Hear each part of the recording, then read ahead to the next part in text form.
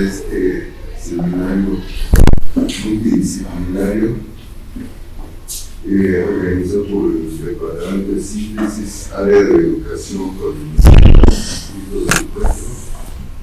Estamos aquí para este tema, interacciones en comunidades escolares. Y pues vamos a trabajar desde ahorita hasta las 12 de la tarde. Le damos la bienvenida a nuestros ponentes. Y bueno, aquí tengo con nosotros a la maestra Silvia Oropesa, al maestro Roberto Padilla y un servidor, el líder del departamento. Y pues sean bienvenidos a este encuentro. Le cedo la palabra al maestro Roberto Padilla.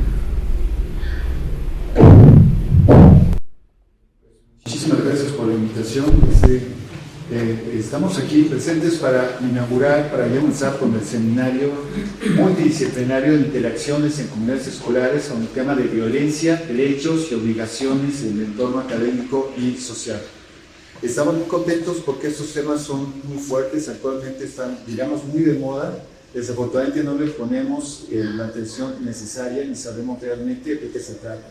Sobre todo en esos tipos de cátedras tan fuertes, creemos que es importantísimo que podamos reflexionar en un ambiente universitario acerca de la trascendencia de estos temas, para que tengamos también conocimiento tanto de derechos y obligaciones y podamos ejercer, digamos, nuestra posición al respecto. Quisiera agradecer muchísimo al comité organizador, que es el doctor Enrique Bonilla, la maestra Silvia Oropesa, la doctora Bertana Salas y el doctor Faustino Juárez Sánchez del Instituto de Biofísica de la UNAM, por las atenciones, por organizar esto, por darse el tiempo y sobre todo por reunir a un excelentísimo grupo de ponentes que tenemos aquí.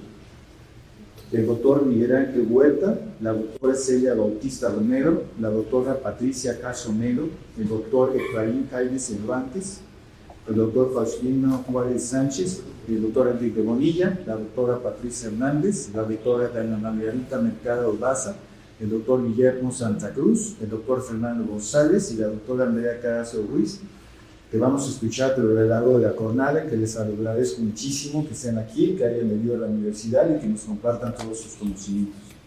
Vamos a tener conferencias muy interesantes de violencia hacia los docentes, derechos, obligaciones de alumnos, obligaciones humanas, panoramas educativos, violencia de género en las instituciones de educación, acoso y violencia escolar, y vamos a reflexionar con especialistas acerca de esto. Pues estoy muy contento de tener invitado a Andrea, muchas gracias Enrique, gracias Silvia, y estoy seguro que vamos a tener una muy interesante jornada. Pues enhorabuena, muchísimas gracias. Muchas gracias a todos que están bienvenidos aquí en el foro de forma presencial. Gracias a los que nos van a ver de forma diferida en las transmisiones. Es interesante ver qué cosas tienen más que para volar los olviden. Hoy me parece llegar a menos gente físicamente, puede llegar muchísima más gente el líquido como para llegar. Entonces esto en el tiempo y a la hora que nos vean, bienvenidos sean a esta conferencia y a esta serie de elementos que nos van a dar, sobre todo un empoderamiento a todo lo que son las interacciones de las comunidades escolares y en términos generales en toda la comunidad, de un tema que es extremadamente fuerte, como bien lo decía Roberto, violencia y derechos, las obligaciones en el entorno académico, social, en el liderazgo. Creo que estos temas cada vez están siendo, desgraciadamente, más fuertes, pero afortunadamente más sacados a la luz. Cuando sale a la luz algo, es más fácil poderlo transformar, poderlo generar algo que permita que de aquí a la luz sea la violencia. Serán estudiantes. Pues seramos muy bienvenidos y muchas gracias, sobre todo por el sector de la corte de Pico. Muchas gracias. Y pues a las 9:39 de la mañana damos por inaugurado nuestro evento del Seminario Multidisciplinario de Interacciones y Comunidades Escolares. Esperemos que lo disfruten y pues comenzamos con nuestras conferencias. Muchísimas gracias. Y un aplauso a nuestros ponentes.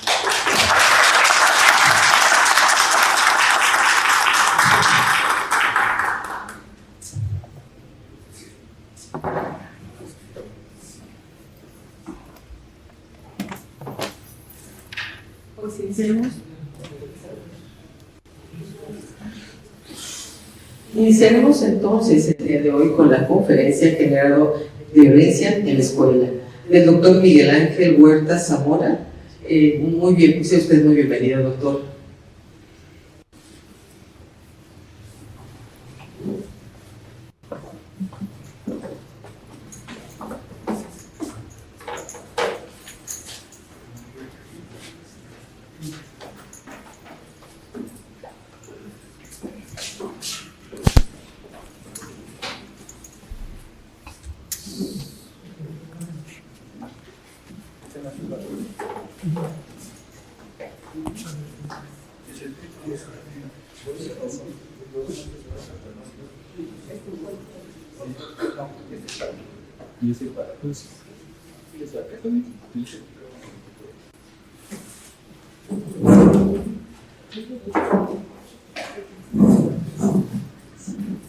Para evitar el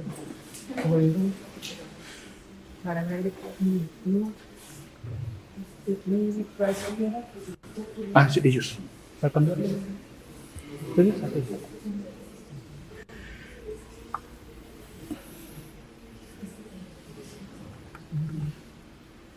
Buenos días a todos. Empiezo con ustedes. Soy el doctor Miguel Ángel Huerta Zamora. Y hoy vamos a hablar del tema de generadores de violencia en las escuelas. Así. Como todos sabemos, diariamente se nos presentan violencia en los entornos familiares, sociales y escolares, como recientemente acabamos de ver. Se presentó un acto de violencia en un CCH, en el Palpan, donde un alumno agredió e hirió a un profesor. Vamos a ver, tomando como ejemplo, que la violencia en las escuelas es uno de los desafíos más complejos y preocupantes que enfrenta la sociedad actualmente, puesto que no solo afecta el desempeño académico, sino también el desarrollo emocional y social de todos los alumnos, encontrándose en cualquier nivel escolar, sea primaria, secundaria, bachillerato o las universidades. Para abordar este fenómeno es fundamental comprender las causas, los generadores de violencia y diseñar estrategias eficaces para poder combatirlo. Primero vamos a desentrañar qué es un generador de violencia. El término generador de violencia se refiere a cualquier factor, hecho o circunstancia que influencia que contribuya a generar o al incremento de la violencia. Lo podemos catalogar en 5 categorías: individuales, familiares, escolares, sociales y estructurales. Cada uno de ellos contribuye de una manera directa o indirecta al fenómeno de la violencia. Vamos a ver cuáles son los factores individuales. Estos factores están relacionados con las características y experiencias que viven día con día los alumnos en su entorno familiar, social o escolar. Por ejemplo, los problemas emocionales y conductuales, la ansiedad, la ira, la baja autoestima son algunas de las condiciones que pueden detonar actos violentos. Historia de violencia. Los estudiantes que han sido testigos en su entorno o han sido víctimas de violencia en su hogar o en su comunidad suelen replicar estos comportamientos en las escuelas. Falta de habilidades sociales. Algunos alumnos carecen de herramientas para poder controlarse y resolver los conflictos de manera pacífica, puesto que recurren a la violencia como respuesta. Factores familiares. En nuestro entorno familiar, este es uno de los factores determinantes del comportamiento de los alumnos, pues es lo que viven día con día en sus hogares. Violencia doméstica. En un hogar donde predomina la violencia, este es un modelo que se convierte negativamente en los estudiantes, puesto que replican en la escuela este comportamiento. Falta de supervisión. La ausencia de figuras parentales en el hogar que estén atentas y comprometidas con sus hijos puede resultar en comportamientos indisciplinados en el entorno escolar. Los estilos de crianza inadecuados. Los estilos autoritarios en el hogar o negligentes fomentan el resentimiento y conducen a actitudes negativas en el entorno estudiantil. Factores escolares. Deben de existir diversas dinámicas dentro de las escuelas, puesto que esto puede ser un catalizador como una solución para la violencia. Por ejemplo, un clima escolar negativo. En los entornos escolares donde prevalece el bullying, la discriminación y la falta de respeto, esto puede fomentar conflictos constantes entre los alumnos, sus compañeros o inclusive con sus propios profesores. Falta de normas claras. La ausencia de políticas escolares claras permite que comportamientos violentos no puedan ser sancionados o no se sancionen correctamente y sean abordados adecuadamente. Relaciones conflictivas. Pueden existir interacciones problemáticas entre profesores y alumnos, lo cual puede intensificar las tensiones y llevar a actos violentos, como el que presenciamos el día de ayer. Factores sociales. En el contexto social más amplio, el cual vivimos todos los alumnos, tiene una fuerte influencia en el comportamiento de todos los educandos. La exposición a contenidos violentos. Los medios de comunicación continuamente nos exponen violencia en noticias. Los videojuegos, las redes sociales que glorifican la violencia pueden desensibilizar a los estudiantes. Presión de grupos. Existe la necesidad de que los alumnos sean aceptados en algún grupo, ya sea social o escolar, con sus compañeros o amigos, lo cual puede llevar a que algunos estudiantes sean incitados a participar en actos violentos para lograr ser aceptados en dicho grupo. El entorno comunitario. Si los alumnos viven en comunidades donde la violencia es normal o es generalizada con normalidad, es probable que esta violencia la lleven a su entorno escolar. Siguiente. Factores estructurales.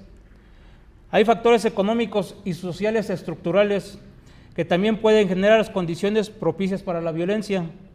Por ejemplo, la desigualdad económica, la carencia de recursos económicos y oportunidades escolares o laborales pueden generar frustración en los alumnos y resentimiento para los entornos que los rodean. Exclusión social.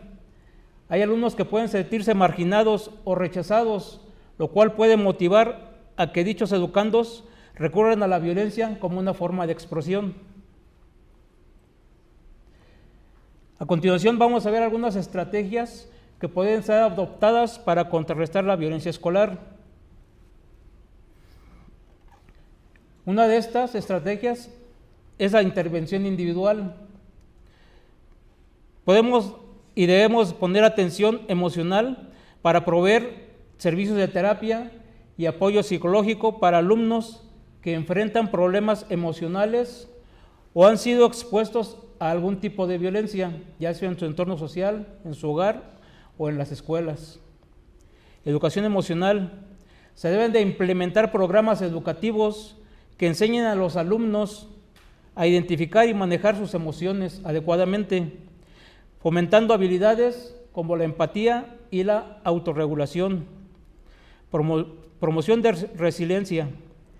Se deben desarrollar talleres de resiliencia que apoyen a los alumnos a superar sus adversidades y a responder adecuadamente de manera positiva en los conflictos que se les presenten. Apoyo familiar. Debe existir educación para los padres. Debemos de ofrecer talleres para los padres sobre las técnicas de relaciones saludables en el hogar, para el manejo del estrés y el establecimiento de los límites en nuestros hijos. Fortalecimiento de la comunicación. Debemos de establecer canales efectivos de comunicación entre la escuela y las familias, para trabajar en forma conjunta en el desarrollo y superación de los alumnos.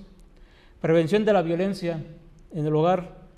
Se debe conectar a las familias con recursos y programas que aborden adecuadamente y reduzcan la violencia en nuestros hogares. Transformación del ambiente escolar. ¿Cómo podemos hacer esto? Prevención del acoso. Se deben implementar programas anti-bullying que involucren a todos los estudiantes, a los padres de familia y a los profesores en la prevención y resolución de casos de acoso. Políticas escolares claras. Vamos a diseñar y comunicar reglas claras y coherentes contra la violencia y garantizar su aplicación equitativa en las escuelas. Fortalecimiento de las relaciones. Es imperativo capacitar a los profesores para desarrollar interacciones positivas y respetuosas entre los alumnos y para con los profesores. Intervenciones sociales. Educación mediática. Podemos fomentar una educación mediática que permita a los alumnos ser críticos con los contenidos violentos, los cuales se divulgan en los diferentes medios de comunicación.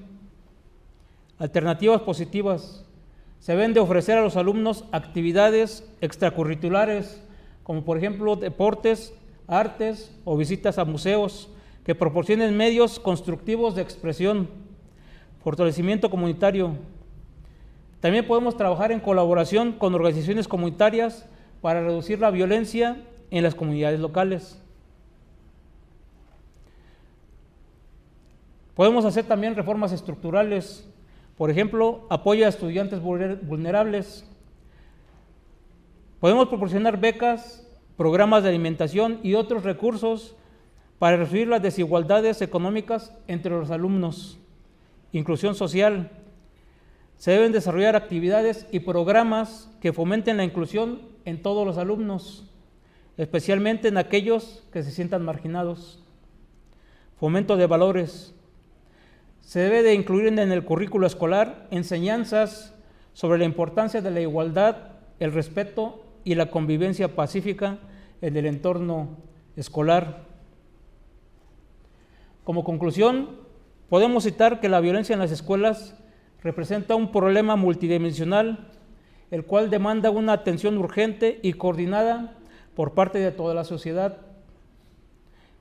En este trabajo hemos abordado diversos generadores de violencia, agrupándolos en categorías individual, familiar, escolar, social y estructuralmente, lo que subraya la complejidad del fenómeno. Es evidente que en esta problemática no existe una única solución, más bien se requiere la implementación de estrategias integrales que aborden cada uno de estos factores. Asimismo, se deben abordar iniciativas que incluyan la atención emocional de los alumnos, el fortalecimiento de las comunicaciones entre la familia y la escuela, así como las políticas claras que promuevan un ambiente escolar positivo, los cuales son cruciales para mitigar la violencia escolar. Además, la colaboración con la comunidad y la atención a las injusticias estructurales son esenciales para crear un entorno educativo inclusivo y seguro, ya que al adoptar un enfoque holístico y comprometido entre todos, la escuela, los alumnos, los profesores, el hogar, se puede transformar la escuela en un espacio donde todos los estudiantes tengan la oportunidad de aprender y desarrollarse sin temor, fomentando una cultura de paz y respeto, el cual va a beneficiar a toda la sociedad. Muchísimas gracias.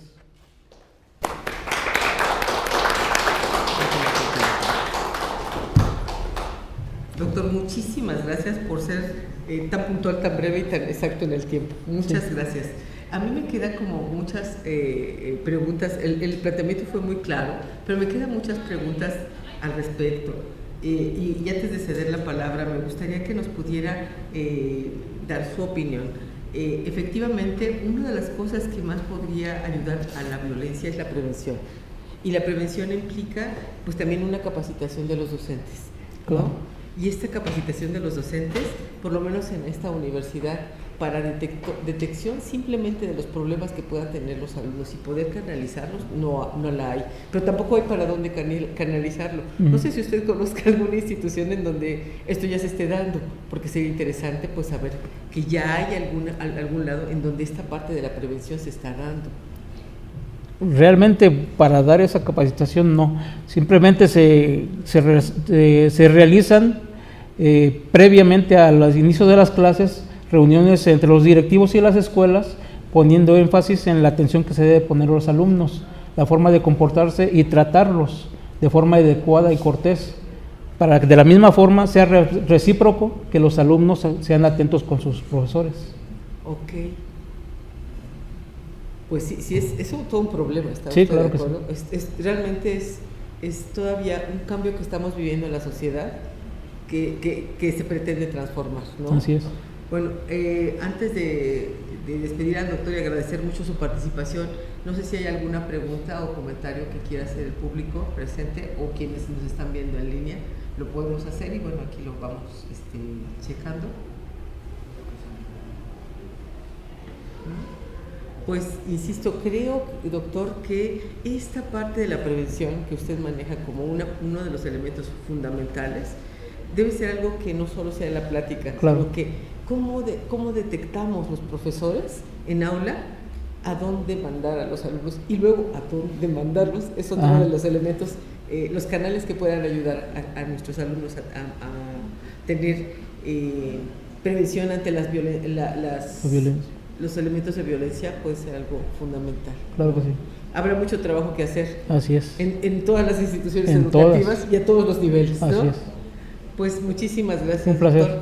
Un placer estar aquí con usted. Gracias. Nuevamente les pido un aplauso. Muchas gracias. Doctor. Y en estas cápsulas que son súper interesantes de este seminario, pues damos la bienvenida a la doctora Celia Bautista Romero con la conferencia Protocolo de Atención a la Violencia. Doctora Celia, un gusto que esté con nosotros. ¿Esto acá? ¿No? Sí, por favorcito, en algún lugar para que nos pueda. ¿Por ahí? Ponemos aquí. Por favor. Gracias. Okay. Muchas gracias. Le pondré mi cronómetro. Porque de hecho, yo te indico. ¿Sí? Ah, sí, sí, no te preocupes, para que estés más tranquila, doctora. Okay. Pues seas bienvenida, doctora. Muchísimas gracias por atender este llamado al seminario y pues adelante, bienvenida. Sí, muchas gracias. Es que me apoyen con la presentación y iniciamos. Así. Sí, gracias. Pues antes que nada agradecerles por la invitación, agradecer al compañero que pues, nos está apoyando a hacer esta labor y al espacio, a esta universidad, pues que de pronto, como cualquier otra escuela o institución, estas cuestiones de temas de violencia de género, como lo mencionaban en un inicio, ¿no? Estas temáticas que parecerían que están de moda, pero que en realidad son la respuesta a las necesidades que tenemos de espacios libres de violencia. Entonces yo en esta ponencia donde me quiero enfocar es a de qué van los protocolos de atención a la violencia de género y qué componentes deberíamos de tener en esos protocolos. ¿Me apoyan, por favor?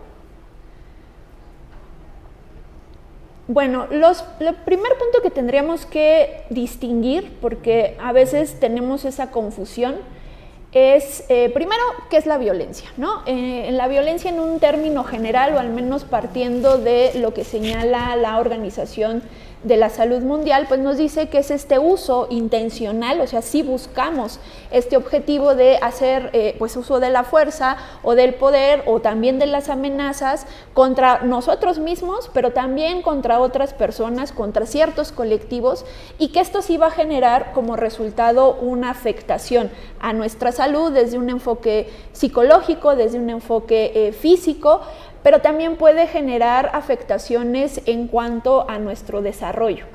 Por eso estas organizaciones ponen un especial énfasis en señalar que es necesario, como bien mencionaban, el tema de la prevención.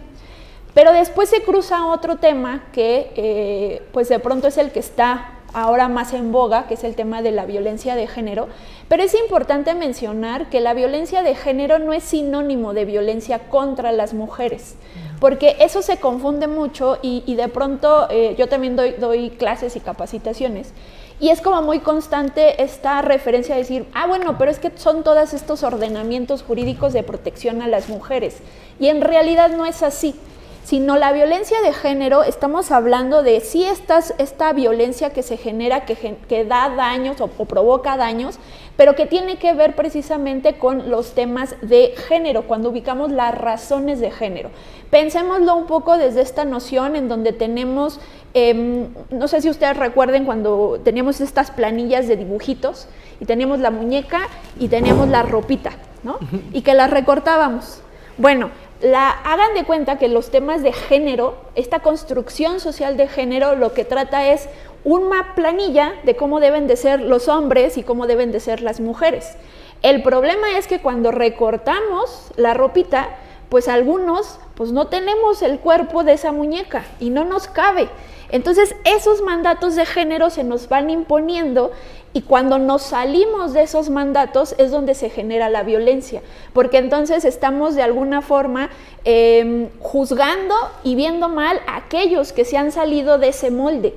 Y entonces a partir de ahí o los quiero regresar al redil o lo que quiero es que sigan en ese mandato de género. Entonces esto es importante porque cuando tocamos los protocolos, no solamente vamos a atender la violencia contra las mujeres, sino tenemos que atender la violencia que se está gestando a partir de la noción del género. Eso quiere decir que se puede tener violencia de género, sí, contra las mujeres, pero también contra hombres que se han salido de este estereotipo, o también para pues personas que pertenecen a la comunidad de la diversidad sexual, ¿no? Entonces, por eso ahí están todos aquellos que se salen de esos mandatos. ¿Me apoyas con la siguiente? Y también desde un enfoque de salud pública, los temas de violencia han sido una preocupación, y entonces lo que nos dicen estas organizaciones es que cuando abordamos los temas de la prevención, lo que necesitamos es primero definir el problema. Después necesitamos ubicar cuáles son las causas y cuáles son esos factores de riesgo. Justamente en los temas de prevención, cuando ubicamos los factores de riesgo, podemos trabajar en ellos para evitar que la violencia se genere. Pero también necesitamos ubicar la raíz, de dónde viene esa violencia. Y esto nos ayudará a poder hacer nuestras intervenciones, nuestras políticas internas, y al final lo que vamos a buscar en estas medidas o herramientas que tengamos como institución, como agentes de Estado y demás, lo que necesitamos es que sean efectivas, porque si no, de nada sirve que tengamos múltiples ordenamientos jurídicos y que al final no se apliquen. La siguiente, por favor. Y entonces si quisiéramos un poco ubicar de dónde salen todos estos temas de violencia de género, a veces se menciona que es un tema meramente de solo una localidad. La problemática hoy día es que sabemos que sí es un problema a nivel mundial, y que si nosotros solamente con las puras referencias de las declaratorias de alerta de violencia de género, que es un procedimiento a nivel estatal en donde cuando hemos notado que hay ciertos indicadores o índices de violencia que han aumentado, se solicita que se active este tipo de declaratoria. Es territorial. Por ejemplo, aquí en la Ciudad de México tenemos una declaratoria abierta, pero no es sobre toda la Ciudad de México, sino sobre ciertas alcaldías. Bueno, acá lo que vemos es que no es si pusiéramos un foquito rojo en cada una de las entidades donde se ha solicitado una declaratoria, tendríamos casi la mitad del país en números rojos. Entonces, no es un tema que nada más ocurra en una localidad, es un tema que ocurre a lo largo del país. Pero también la raíz justamente es este sistema patriarcal, en donde se establecen jerarquías, ¿no?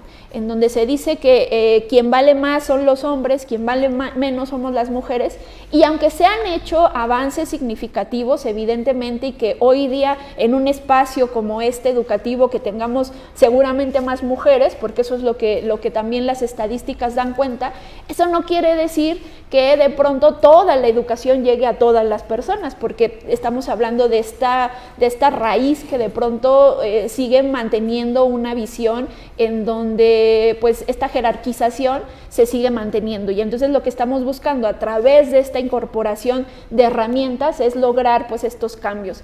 Pero sí sabemos que hoy día esta problemática, esta raíz que genera estos temas de género, pues sí manda o fija estos mandatos de género, vamos a tener leyes o prácticas discriminatorias, vamos a tener todavía estos estereotipos y estos prejuicios que a veces esos están tan introyectados en nosotros que no los asumimos como algo que está afectando. Y desde ahí, pues en algunos contextos, el tema de poder acercarnos a alguna autoridad, la que sea, pues es complicado, porque si esa autoridad está plagada de prejuicios y estereotipos, pues nos van a cerrar la puerta de entrada. Pero lo que estamos también haciendo, o necesitamos hacer un abordaje, es que este sistema patriarcal también se une con otros sistemas de opresión.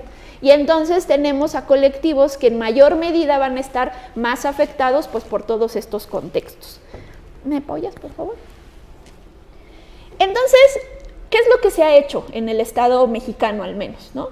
Hoy día tenemos una Ley General de Acceso a las Mujeres a una Vida Libre de Violencia, y este documento, si de pronto hacemos un análisis de su historia, sabemos que sí, los movimientos feministas a partir de los 60 empezaron a hacer cambios importantes en cuanto a la normativa, pero también en cuanto a la visibilización de la violencia de género, y nuestro país no fue la excepción.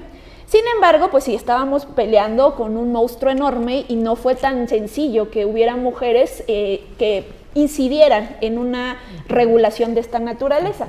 Sin embargo, sí les puedo decir con mucho orgullo que esta ley en específico es producto de solo mujeres, legisladoras, pero solo mujeres, y que fijan un ordenamiento de esta naturaleza, primero no solamente para visibilizar las violencias, sino también para armar a todo el Estado en el sentido de qué vamos a hacer con esa violencia. O sea, sí, ya la reconocí, pero ahora ¿qué hacemos? ¿Qué políticas debo de implementar? Aquí lo que tendríamos que rescatar en un primer momento es que se reconocen los tipos y las modalidades de violencia, que eso es también muy importante. Los tipos de violencia son esos daños o esas afectaciones que se generan, pero las modalidades son dónde ocurre esa violencia. Y acá lo que nos han dicho, al menos en la parte de los tipos de violencia, es que vamos a tener de diferentes. Física, psicológica, económica, sexual, por interpósita persona, que es la que conocemos como violencia vicaria, contra los derechos reproductivos, el tema de la violencia obstétrica, la violencia simbólica, etcétera, ¿no? Entonces se han reconocido todas esas violencias y se plasma en la ley general. Pero también tenemos leyes locales, por eso a veces vamos a ver ciertos tipos de violencia que se reconocen en la ley general y ciertos tipos de violencia que se reconocen en el ámbito local. Sin embargo, aún en cualquiera, ya sea en la local o en la, por lo que podríamos llamar la federal, lo que sí vamos a encontrar es la violencia docente. Violencia docente, violencia laboral, violencia escolar, y en estos temas es donde se incluyen también las cuestiones del hostigamiento y el acoso. Desde varias frentes sí se ha solicitado que haya esta intervención directa, porque lo que estamos hablando es que si hay una obligación del Estado para atender este tipo de situaciones, y que en los espacios correspondientes existan herramientas para que cuando las personas han sido víctimas de estas circunstancias, pues puedan acudir a ellas. ¿Me apoyas, por favor? Bueno, y entonces, ¿cuáles son estas obligaciones que tenemos frente a la violencia? Primero, hay este deber de prevención y de protección, como los mencionabas. Este es el primer frente que se tiene, ya sea a un nivel estatal o ya sea a un nivel escolar. Es decir, a dónde voy a ir a tocar la puerta o cuáles son las acciones que voy a tener a nivel escolar para ubicar estas circunstancias. En la Constitución nos hablan de los derechos humanos y nos dicen que hay estas primeras obligaciones de promoción, de respeto, y que de alguna manera nos dicen con esto no vamos a violar derechos humanos. Pero también el Estado no es infalible, ¿no? Suceden cosas y me parece que lo que nos ha ocurrido en los últimos días nos da cuenta de que tenemos un problema grave de violaciones a derechos humanos. Pero entonces, ¿qué ocurre cuando ya se dieron esas violaciones? Es decir, ya no logré prevenir, ya no logré proteger. Surge el segundo nivel, que es ahora prevenir, investigar, sancionar y reparar. Ya ocurrió la agresión. Entonces ahora, ¿cómo actúo para poder tener este diseño o estas herramientas? Y entonces desde ahí lo que necesitamos es, ok, ya ocurrió lo primero, ya no pude evitarlo, lo segundo es atender la problemática, entonces necesito ahí una coordinación interinstitucional con diferentes áreas, una coordinación estatal, una coordinación que de pronto diga, vamos a tener estas herramientas, vamos a atender la problemática. Y entonces ahí empezamos a trabajar con diferentes programas desde la prevención, pero también cómo hacemos, prevenimos para que no vuelva a ocurrir, pero lo que ya ocurrió, ¿cómo lo empezamos a atender? Entonces vamos a tener esta política de atención, vamos a tener la política de sanción y vamos a tener este trabajo en conjunto de erradicar la violencia. Pero esto no nada más es un tema que se quede en el aire como buenas ideas y casi como la pregunta de la Miss Universo, ¿no? No, la realidad es que esta es una obligación de Estado, sí, pero de las instituciones que tienen que ver con educación y con educación pública se hace un deber reforzado, porque entonces estamos en un espacio en donde venimos sí a estudiar, pero también estamos buscando estar libres de violencia. Y entonces desde ahí se obliga a las instituciones, dentro de esta obligación estatal, pero que la jalan también las instituciones, de crear una herramienta necesaria para atender estos problemas de violencia de género. Y entonces, por ejemplo, en la SEP, se habla de que las instituciones deben de diseñar una visión transversal. ¿Esto qué quiere decir? Que debe de cruzar por toda la política pública o toda la política interna educativa en cuanto a erradicar la violencia de género. Y entonces esto tiene que también incluir la metodología de perspectiva de género, porque entonces pensemos que soy homofóbica y me ponen a atender casos de homofobia. Entonces no voy a poder tener la visión objetiva para poder analizar esos casos. Entonces sí necesitamos que crucemos el tema de la perspectiva de género, que trabajemos en la capacitación tanto del alumnado como de las personas docentes, administrativas y demás, con el fin de que se puedan ubicar esas áreas de oportunidad. Y entonces, al menos lo que se nos dice de qué es un protocolo, porque a veces muchas personas le tienen miedo a los protocolos porque piensan que son como herramientas como alejadas, pero la realidad es que los protocolos terminan siendo buenas prácticas. Lo que sí ha funcionado en otro lugar, lo jalamos y lo esquematizamos para de alguna manera tener esta parte de atención y las canalizaciones correspondientes. Entonces, sí, estas herramientas a la larga o en un sentido más amplio, sí nos ayudan a lograr estas prevenciones y a generar lo que llamamos garantías de no repetición, que no vuelva a suceder el evento. De alguna manera, los casos en específico nos ayudan a movilizar los sistemas y a reaccionar ante estos tipos de circunstancias. Entonces, en el campo educativo, tener herramientas de esta naturaleza, pues habla de que necesitamos grupos multidisciplinarios, necesitamos unas amplias facultades para hacer las investigaciones y también necesitamos que de alguna manera hagamos un seguimiento de estos procedimientos, porque si no se queda ahí y no vamos a generar el impacto que necesitamos para nivel prevención. Entonces, si quisiéramos de alguna manera pues señalar los componentes elementales de un protocolo, claro, esto en cada academia se va a hacer los ajustes necesarios, pero ¿qué es lo que deberíamos de tener? Primero, tomar en consideración que la creación y el seguimiento debe de partir de una metodología participativa, porque también necesitamos que el alumnado de sus propuestas, de sus opiniones. Sí, de pronto va a haber una parte académica que va a retomar esa información, pero sí necesitamos que sea una comunicación vis a vis, alumnados con el personal académico. También necesitamos tener un marco conceptual.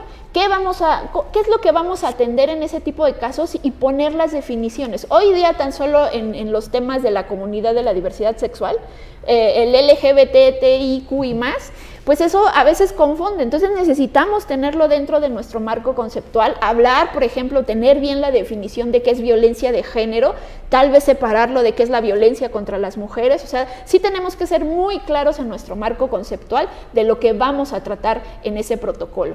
El siguiente paso sería nuestro marco jurídico, de donde se amarra, ¿no? Desde la parte normativa, sí, al ser una institución pública, en este caso, pero también cuáles son los propios lineamientos que tenemos institucionales.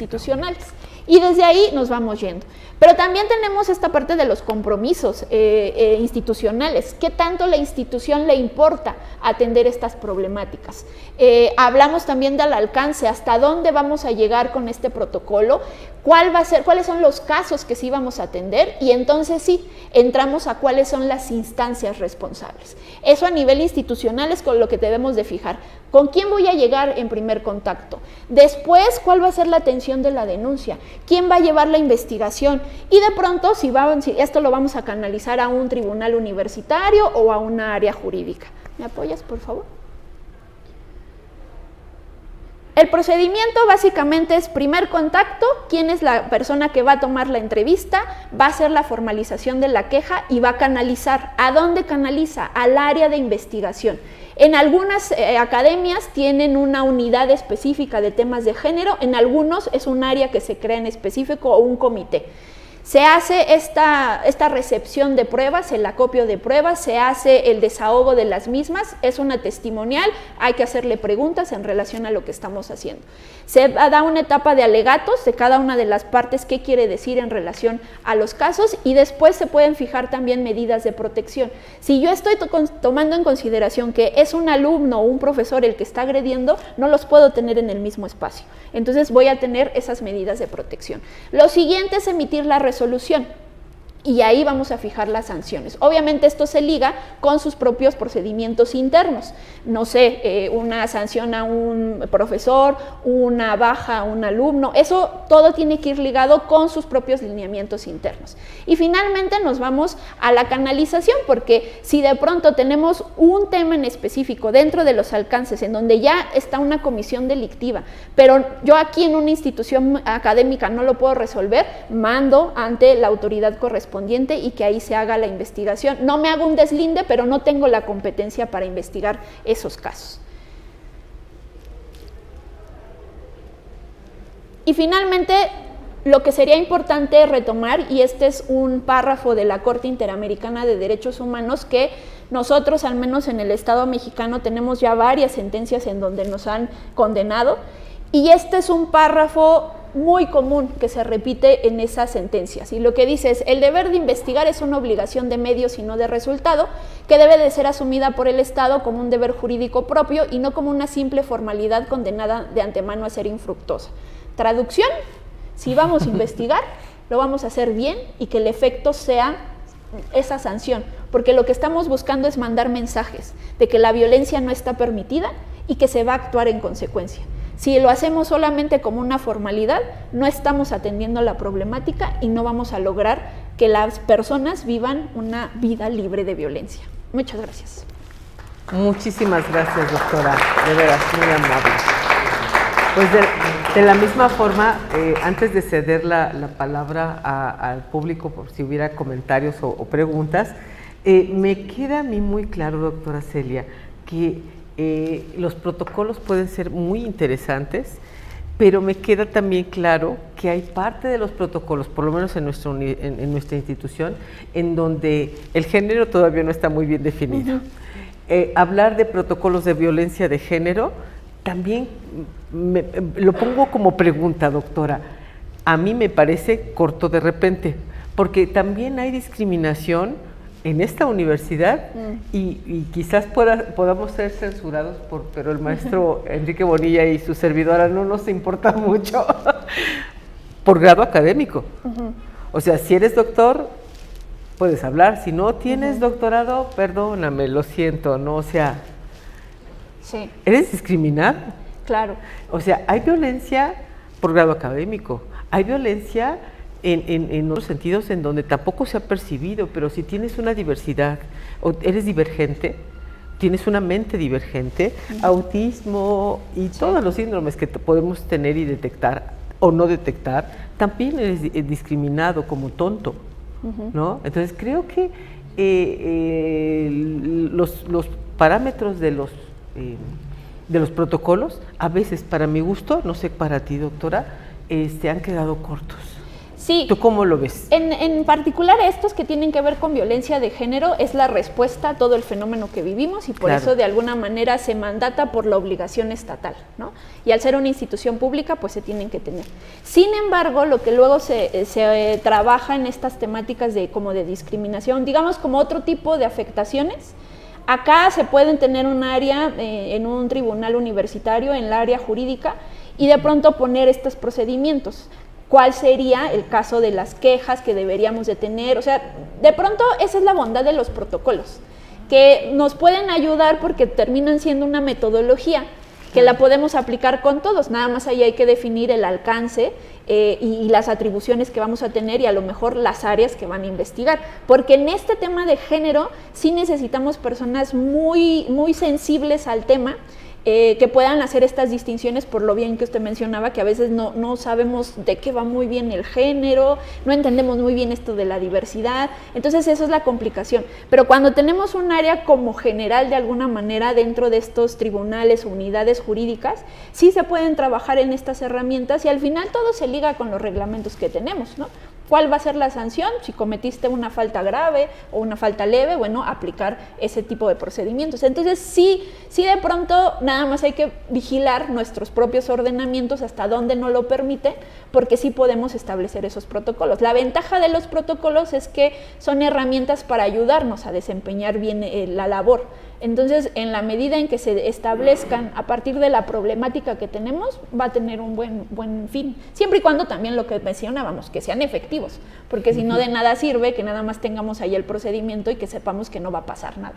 Así es. ¿No? Creo que todavía seguimos quedando cortos para todo este apartado de cómo tener protocolos, ya no solo uno, protocolos que nos ayuden a definirnos mejor como humanidad, ¿no? Sí. Bueno, antes de despedir a la doctora, ¿algún comentario? Estoy checando los comentarios en línea. ¿Alguien quisiera preguntar algo? Si no, pues para... Sí, la verdad es que han sido exposiciones impresionantemente claras, ¿eh? Muchísimas gracias, doctora. De veras agradecemos mucho y pues quedamos convidados a seguir trabajando para ver pues mucho de estas relaciones de protocolo. Muchísimas gracias, doctora. Gracias. Muchas gracias, doctora. Pues seguimos en este seminario que, como ven ustedes, va a ir dando cada vez más elementos para reflexionar, discernir, y le damos la bienvenida a la doctora Patricia Jasso Melo con el tema violencia hacia los docentes.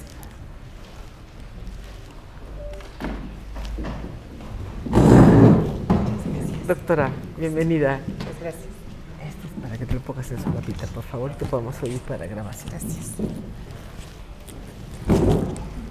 Buenos días. Muy buenos días, doctora. Adelante. Pues muchas gracias, gracias por la invitación. Un gusto estar aquí, de verdad. Pues yo les voy a hablar de algo que está, como mencionaba en el principio, en la inauguración, algo que nos ha traído pues cada vez más en auge, ¿no? La violencia hacia los docentes. Tenemos aquí son nada más algunos pequeños ejemplos, algunas noticias que pude recuperar. Por ejemplo, el 13 de noviembre del 2024, en la Escuela Preparatoria Oficial del Estado de México, número 24, una pareja, un matrimonio, entró a la escuela y agredió a golpes a una docente directamente, mientras que el esposo, el cónyuge, detenía a la docente, La esposa la atacaba, la agredía tanto verbalmente como físicamente. El 15 de noviembre del mismo año, en el Colegio de Bachilleres, plantel número 1, el Rosario, una mamá, también una madre de familia, entró al plantel, entró al aula, al salón, y agredió, acometió a golpes a la docente sin previo aviso, ¿no? Simplemente llegó a golpear. El 8 de mayo del 2024 también, en el Colegio de Bachilleres de Lázaro Cárdenas, Tabasco, un estudiante también agredió con un martillo al docente al escuchar sus calificaciones, ¿no? El docente le dijo que estaba reprobado y el estudiante saca un martillo y lo agrede directamente. Golpes, lo tira al piso y en el piso continúa con la agresión. El 16 de septiembre, también del 2024, pero esto fue en Medellín, Colombia, un estudiante con un arma blanca agrede al docente, 2-3 puñaladas. El 19 de marzo, pues precisamente ayer, ¿no? También tenemos este caso de un estudiante del CCH Naucalpan que agrede con un arma blanca a su docente. Y un caso todavía mucho más grave, el 7 de agosto, en Veracruz, la comunidad de Temapache, un docente es secuestrado por 2 estudiantes que piden o tratan de pedir un rescate a sus familiares, no logran el rescate y asesinan al docente. Esto son solo una pequeña muestra de todas las agresiones que están sufriendo actualmente los docentes en su campo laboral. Ya ni siquiera es externo al área académica, sino directamente en su área de trabajo. Y este caso no solo se presenta en México, se tiene más conocimiento, pero tenemos casos en Chile, en Israel, en Estados Unidos, en Italia, en España, Reino Unido, en Sudáfrica, donde se tienen ataques de estudiantes a docentes. Y ya no solo agresiones verbales, ¿no? Tenemos ya agresiones físicas y bueno, hemos llegado al grado de perder la vida, ¿no? Delante de. Y esto no solo se ha ocurrido, no solo ha ocurrido a nivel superior o medio superior, sino a nivel hasta de kinder, ¿no? Donde un niño que se sintió agredido por su maestra lo atacó, se le fue a patadas hasta ocasionarle, pues sí, ya ciertas lesiones, ¿no? Aquí se ha recuperado, ya se está estudiando, ya hay estudios acerca de todo este casos de agresión, y se han identificado 4 etapas en esta parte de la agresión, las agresiones verbales.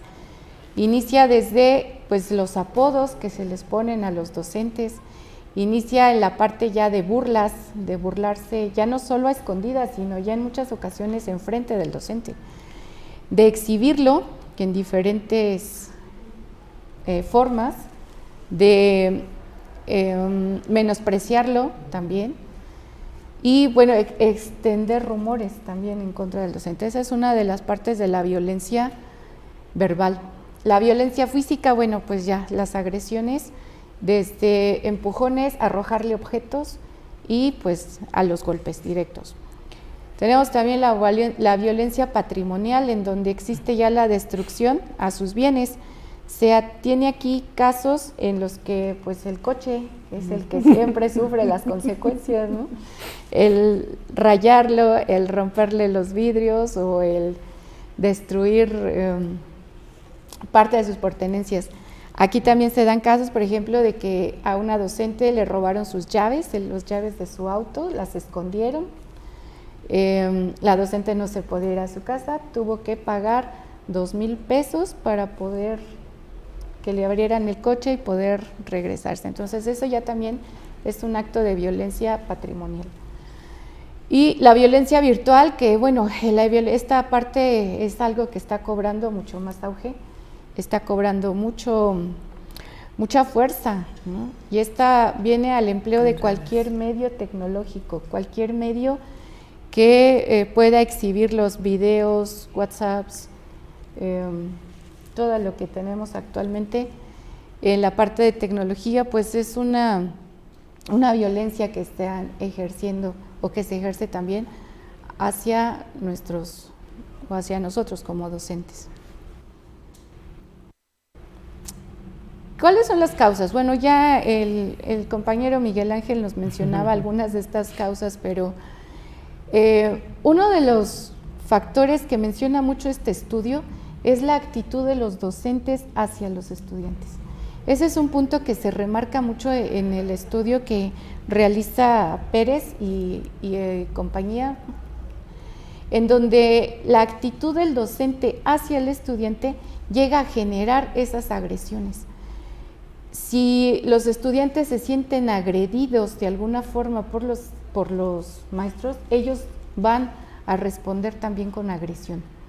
Y ese es uno de los puntos que más remarca y más se menciona en este artículo. También se mencionaba la parte de los retos. El ser aceptados en un grupo a veces es parte de agredir a algún docente.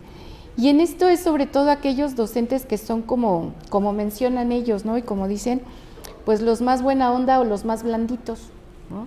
Los que son más vulnerables a recibir este tipo de ataques de parte de algún sector o de algún estudiante que quiere encajar en algún grupo, y es parte del desafío el generar algún tipo de agresión. Cuando el estudiante también siente que en un medio está injustamente tratado dentro del salón de clase, que hay mucho favoritismo hasta ciertos estudiantes o que se sienten discriminados, esos también han sido factores que llegan a generar o a despertar esta violencia del estudiante. Mencionan que en este trabajo se menciona que hay, por la forma de vestir que llega o tenga ciertas connotaciones, el profesor llega a dirigirse con ciertos insultos o a hacerlo a un lado o no le da esa atención. Y el grupo lo nota y entonces se empieza a generar ahí una cierta tensión de parte del grupo hacia el docente. Y otra es la poca tolerancia e interés del docente por su clase o en su clase. Mencionan varios estudiantes y la entrevista que hacen que cuando no ven el interés del docente, que sus clases son muy aburridas o que no les aportan algo, eso empieza a generar cierta violencia, cierta desempatía hacia estos docentes, ¿no? ¿Cuáles son otras causas? Pues ya también se mencionaban, la parte emocional. Cuando los estudiantes sienten alguna relación, aunque no sea afectiva, simplemente un cierto aprecio hacia el docente, la violencia disminuye o no se genera.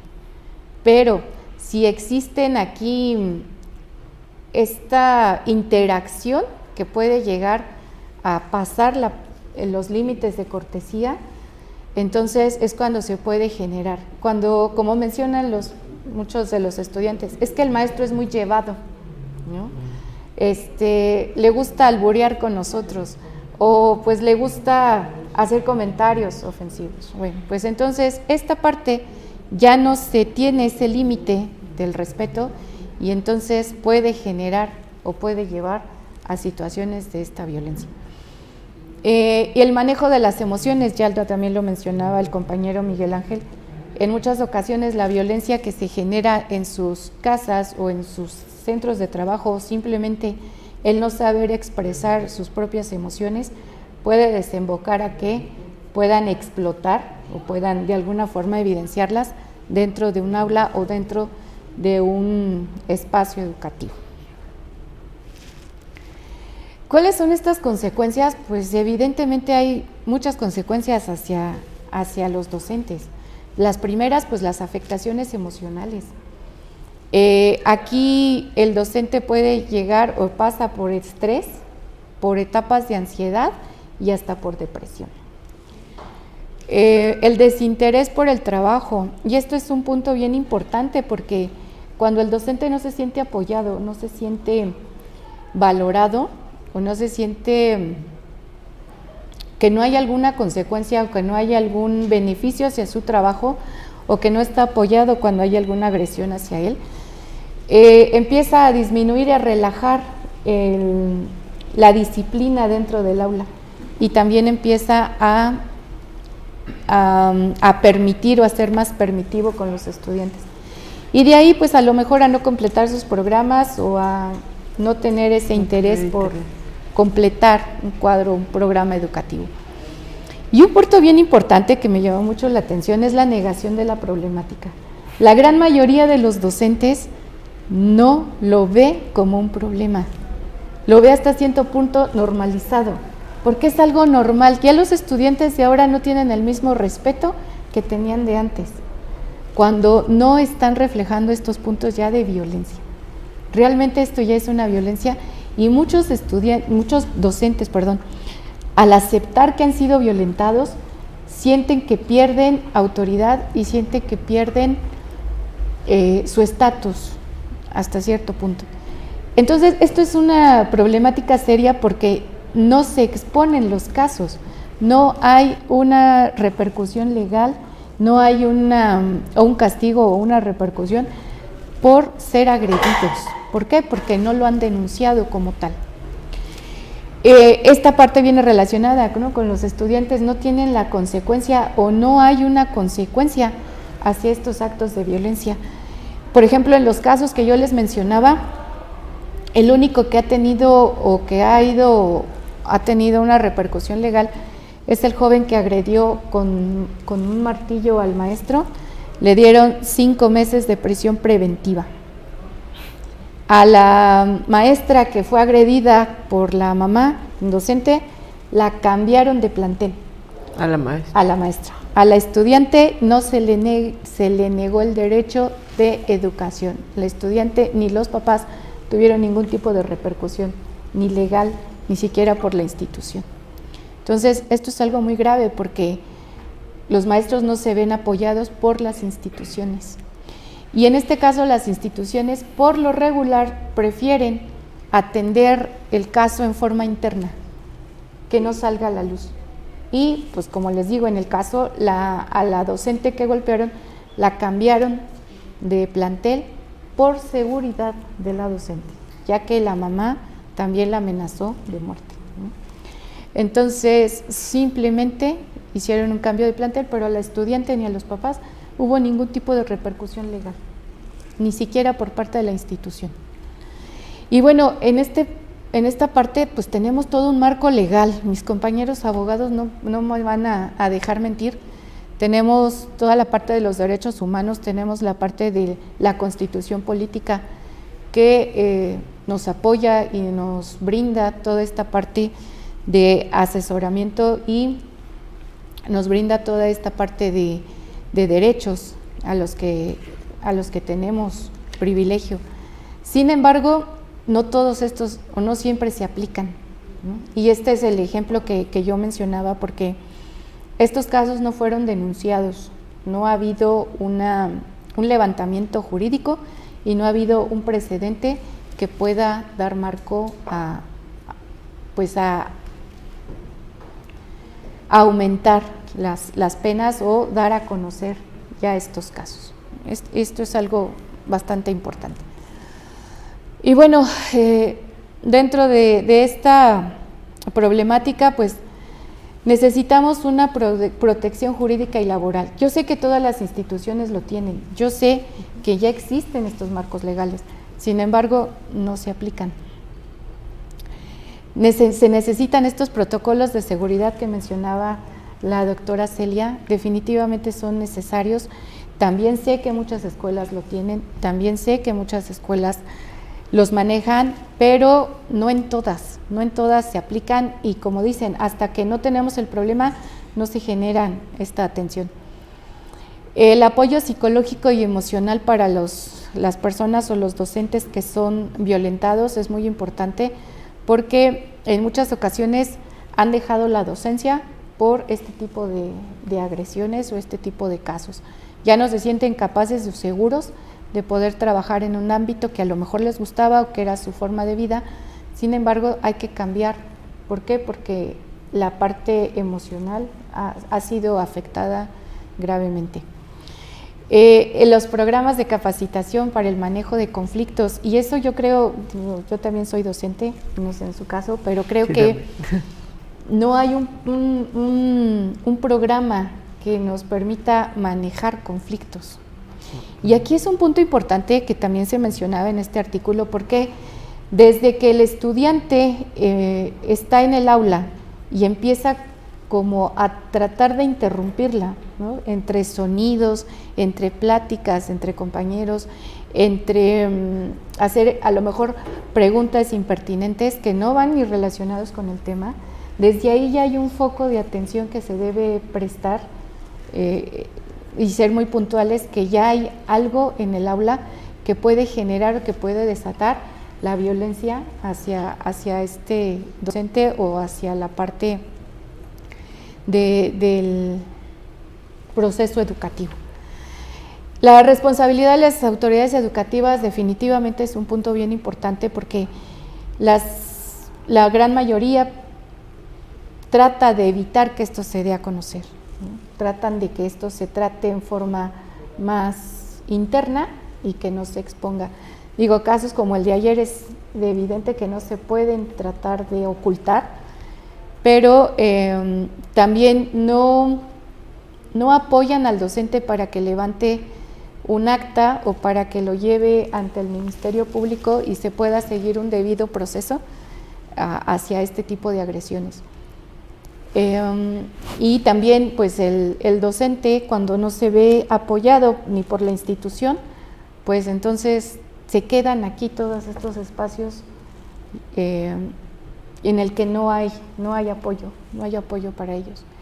Y pues definitivamente la prevención tiene que ser uno de los puntos más importantes para no llegar a puntos tan graves como los que se mencionaron. Promover la cultura y el respeto a la no violencia. Y pues bueno, sería todo por mi parte. Agradezco mucho su atención.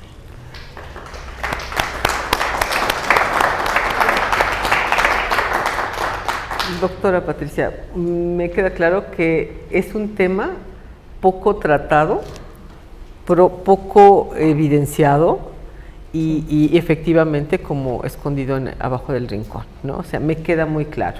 La violencia se ha procurado mucho, inclusive tocando el punto de la doctora Celia, se han hecho protocolos en base a la violencia generada de los maestros hacia los alumnos, pero nunca se ha dado respuesta a el caso contrario, ¿no? O sea, cuando los profesores son agredidos por los alumnos, ¿no? Creo que es un caso, el tema es un caso complejo de llevar a la mesa, porque casi nunca se lleva, ¿no?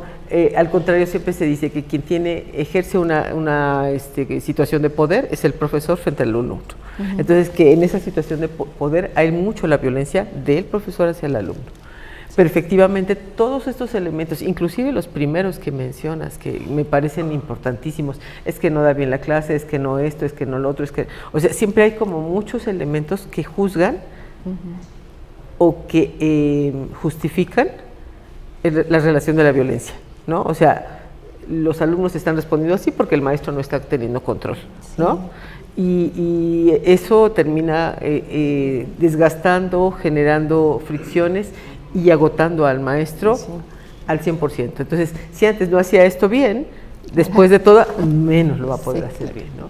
Y coincido, perdón por tanto, pero es un tema interesantísimo, coincido contigo en el sentido, doctora, de que comentas, se debería de protocolizar. Y la otra, vuelvo a preguntar a tu expertise, ¿hay algún espacio en donde ya a los maestros se les esté capacitando para poder tener este manejo de conflictos, que es bastante interesante lo que propones? Hasta donde yo sé, todavía no.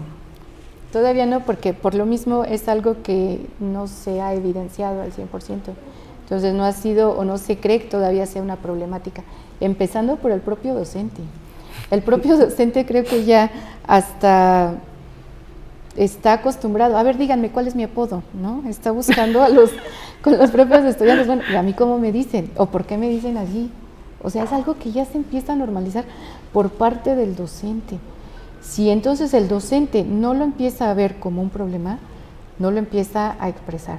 Y entonces aún no hay un área que pueda brindar ese apoyo. Todavía no. Algunos, pues en forma particular, pues se van al psicólogo, ¿no?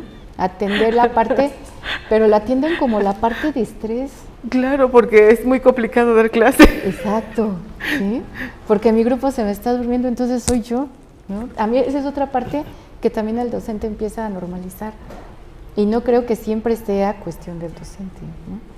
Por ahí hay cursos donde te dan cursitos de, pues, si quieres párate de cabeza y da vueltas para que llames la atención de tu estudiante.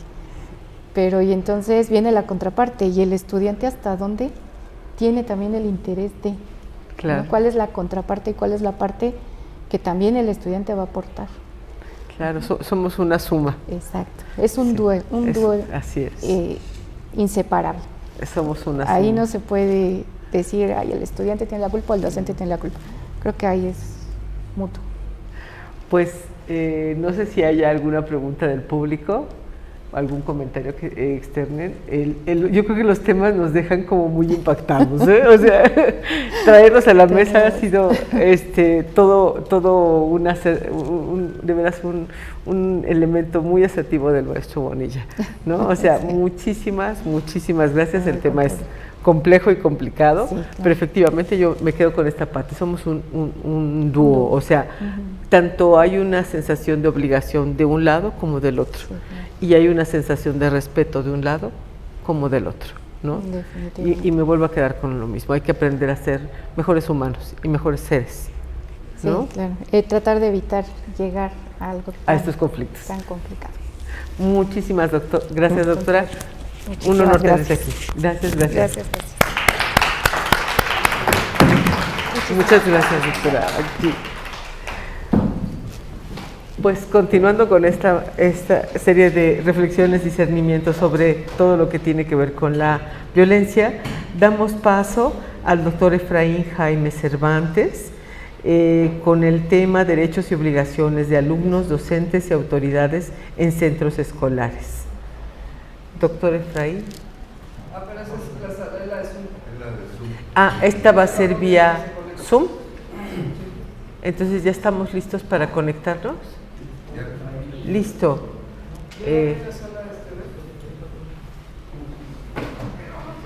Esta parte de la tecnología que nos permite hacer estos elementos de conferencia híbrida, pues nos da muchas posibilidades dentro de la universidad. Aprovecho en lo que nos estamos terminando de conectar para volverlos a invitar a discernir, reflexionar, trabajar sobre el tema, porque el tema es realmente interesante, no solo como un elemento de análisis, sino como un elemento que nos debe de llevar a la reflexión profunda de qué estamos siendo, cómo estamos aportando para la no violencia, cómo estamos aportando para lo contrario, para hacer un espacio cada vez más agradable este mundo y esta humanidad. Doctora Salas, tú me dices cuando ya estemos listas. Sí, no hay problema.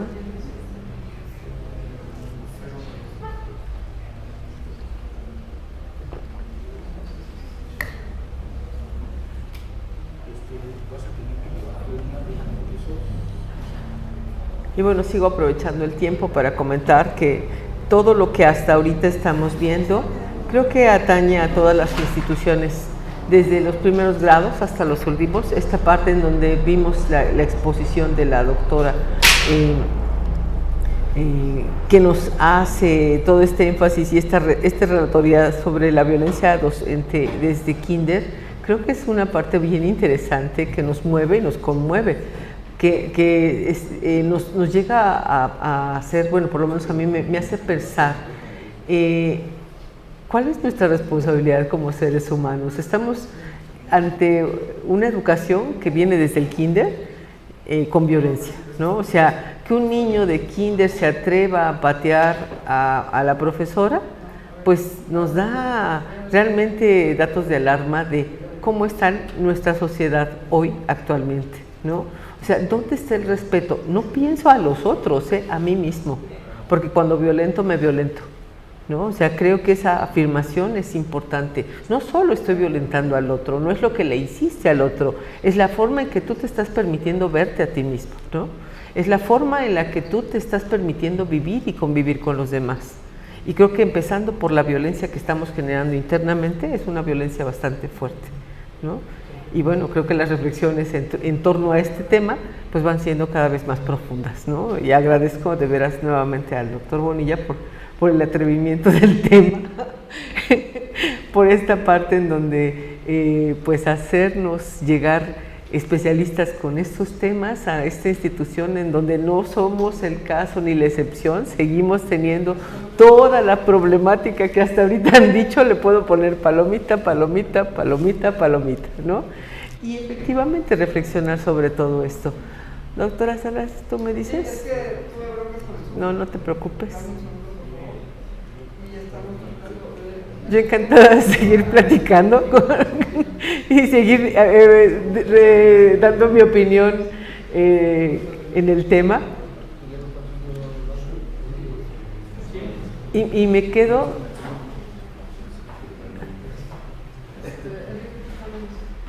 Perdón. Sí. Estamos teniendo problemas para la conexión, pero podemos adelantar. Me parece perfecto. Me parece perfecto. Entonces...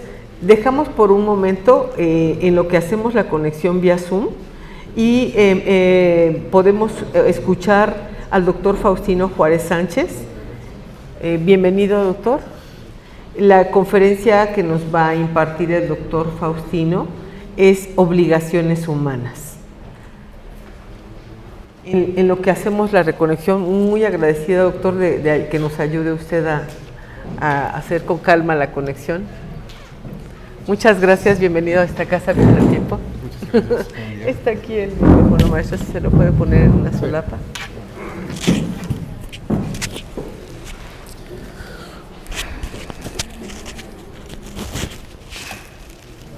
Ok. Buenos días. Este tema de obligaciones humanas probablemente a muchos les cause molestia, incomodidad, pero yo creo que es bien importante. Ahorita estaban tocando un tema sobre violencia y para mí algo que siempre ha sido, yo hice un doctorado aparte en educación y lo que yo he visto que en realidad usamos mal la palabra educación. Porque la educación es la que recibimos en casa. Formación académica es la que recibimos en escuelas. Esa es la gran diferencia. Ahorita mencionaban una violencia desde niños de kinder, pues si el niño no tiene educación, pues entonces va a ser violento. Y si unimos todo eso a los contextos culturales y sociales que le rodean, pues la combinación es muy mala. Podemos continuar. Todos hemos hablado y todos escuchamos derechos humanos. De derechos humanos sabemos un montón de cosas. Todo mundo tenemos derechos naturales. Todos los que se nos dan, se nos deben de respetar. Debemos de luchar por nuestros derechos. Ajá. ¿Y eso nada más existen? ¿Los puros derechos? La siguiente, por favor. Los derechos humanos están bien difundidos, los conocemos, tenemos cursos, se hacen festivales, ferias, trípticos, se estudian licenciaturas especializadas en derechos humanos, estudios técnicos, maestrías, doctorados, postdoctorados, etcétera, todo en derechos humanos. Y todo pareciera que pues es color de rosa, todos tenemos que obligar a alguien a que cumpla lo que según yo tengo derechos, o lo que me dice la ley, o lo que me dice la naturaleza que tengo derecho. ¿Y solo son los derechos? ¿Únicamente tenemos eso? ¿Qué pasa con las obligaciones? ¿En qué lado o cuándo se ha escuchado que alguien nos dé un seminario sobre obligaciones humanas. Es más, ni cívica siquiera tenemos algo. No he visto una licenciatura que diga en obligaciones humanas, menos un doctorado en obligaciones humanas. Ajá. Entonces, ¿qué sucede? La siguiente, por favor. Hay una, al igual que derechos humanos, hay una definición de qué son las obligaciones humanas y qué nos va a decir que es un conjunto de leyes y normas que van a regular la convivencia entre todos los que formamos parte de una comunidad. Y me refiero a esto de comunidad porque incluimos también los animalitos. Nuestros animalitos son parte de nuestra comunidad, aunque mucha gente ha violado los mismos derechos que quieren defender hacia los animales, los humanizan. Ajá. ¿Cuántas veces hemos visto que llegan a los súper personas con una carriola y adentro no va un niño, sino que va un perro? Ajá. Lo están humanizando, le están quitando su derecho a ser animales, a vivir como deben de ser. ¿Sí? Es tanta la humanización. Entonces, por eso yo llamo que es en la comunidad. Todas las personas tenemos obligaciones para cumplir independientemente de nuestra edad, género y condición social. ¿Sí? No es excusa de que porque yo soy pobre yo puedo romper esto. No, eso no es ninguna excusa. Si estamos hablando que yo quiero que me respeten mis derechos, mi primer pregunta es, ¿y qué hago con los derechos yo? ¿Qué hago con los derechos de los demás, de los que me rodean? Los pisoteo, los menoscabo, etc. Entonces, la siguiente. ¿Qué es en realidad esto de las obligaciones humanas? Pues simplemente, ¿qué esperamos o qué se espera que nosotros hagamos por la misma comunidad? Ajá. Hay unas frases por ahí que me dicen, que me preguntan a veces, bueno, ¿y qué me van a dar a mí por esto? Ajá. Lo primero que dicen, ¿sí? Me acuerdo alguna vez, recientemente, se me ocurrió dar clases en una primaria para recordar qué era lo que dar clases en una primaria. Ajá. Y era increíble la capacidad de negociación de los niños. Si uno les pone a que aprendan por proyectos, uno les deja un proyecto, saben qué van a hacer este proyecto y lo que preguntaban, ¿y cuántos puntos me va a dar por presentar? O sea, están ya negociando, están viendo primero qué van a obtener, ajá, pero nunca se preguntan qué voy a aportar. Nosotros, en toda la trayectoria y formación, yo soy de licenciatura, soy ingeniero químico metalúrgico, y en esa época, pues a lo mejor éramos muy idealistas. Yo quería aportar mis conocimientos para crear cosas que beneficiaran a la industria. Pero yo quería aportar, no sabía ni qué, pero yo quería aportar eso. Hice una maestría en ciencias nucleares. ¿Por qué la hice? Pues porque yo quería tener posibilidad de desarrollar alguna situación que me permitiera crear un protocolo para eliminación de cáncer a través de la radiación, etc.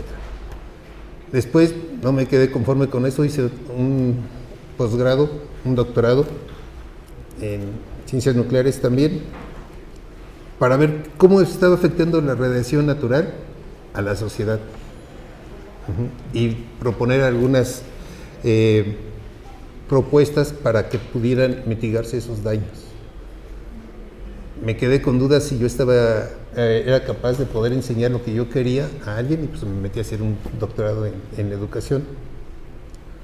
Pasó el tiempo y vi que había muchos problemas en donde yo podía conjuntar tanto lo que había aprendido de un lado como en la parte de humanidades como en la parte científica. Y pues dije, ¿qué combina esto? Es un doctorado en ciencias forenses. Y hice un doctorado en ciencias forenses. ¿Pero a qué va todo esto? Para mí lo principal es yo qué aporto a la sociedad, qué aporto a mis alumnos, qué aporto a mi institución, antes de que, pues ¿cuánto me van a pagar? Todo el mundo pregunta, ¿cuánto van a pagar? Creo que me pagan 50 pesos por dar una clase en la UNAM, porque soy profesor de asignatura, tengo obligación de dar clase. pues ni siquiera me había dado cuenta cuánto me pagaban, ¿no? Entonces eso es irrelevante, pero ¿qué puedo yo aportar a mis alumnos? A mí me siento muy contento cuando mis alumnos terminan y la mayoría son gerentes o algo así en minas, en industrias. Eso es bueno, eso es lo que a mí me da gran satisfacción. ¿Qué es o por qué debemos de tener una buena relación en nuestros entornos? Pues precisamente porque debemos de tener una buena convivencia. Y esa parte de convivencia nos va a traer una paz mental y social entre todos. ¿Qué pasa cuando yo mis normas o mis propios principios los echo a un lado y no busco cubrir esa parte? Pues entonces yo también vuelvo a caer en lo que estoy a lo mejor estudiando sobre el comportamiento de las personas que dicen, pues este es mi derecho, yo tengo derecho a oír música a alto volumen. Pues sí, pero yo tengo derecho también a dormir. Entonces, ¿se acuerdan de los diagramas de Venn? Pues, ¿en dónde empata una parte entre otra? En alguna parte de esos conjuntos debe de haber un conjunto, una área compuesta, etcétera, lo que sea, y que me dé una parte regulada en la que convivan ambos derechos. Hace 50 años se hizo una declaración de los derechos humanos. Eso fue algo interesante y nos ha traído beneficios. Sí, nos ha traído muchos beneficios, eso es innegable. Pues sí.